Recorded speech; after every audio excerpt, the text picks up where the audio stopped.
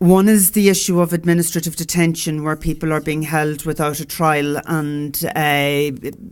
not being charged and not being told the evidence that is against them.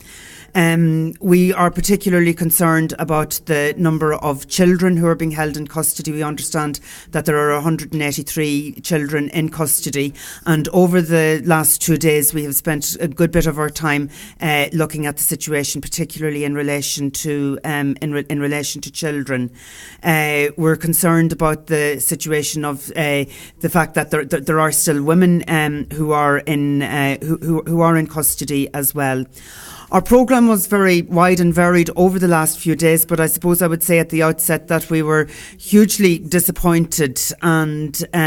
not at all satisfied at the fact that the Israeli authorities refused to allow us entry into the prisons. We only became aware for certain that we wouldn't have access to any detention centres or prisons just prior to our departure, but we still felt that it was important that the visit would take place nevertheless, and that we would try and conduct our work as best we could in the absence of that. We're very concerned, and we have all the time expressed our concern about the fact that Palestinians are tried under a different system, under the military courts, and that they are then held in Israeli, that they are then held in prisons for the most part in Israel,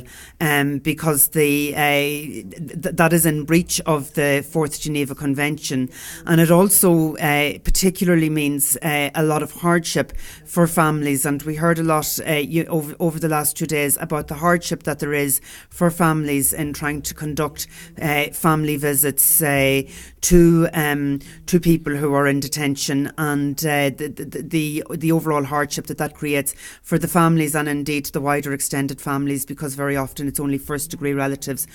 who are allowed to have visits. Finally, I would say that we would have concerns in relation to what we would see as Israel not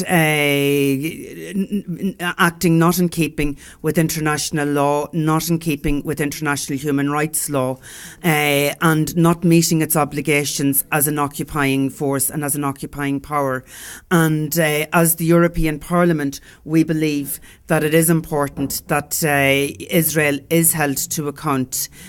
for its actions and for its treatment of the prisoners, and we will be reporting back to the European Parliament accordingly.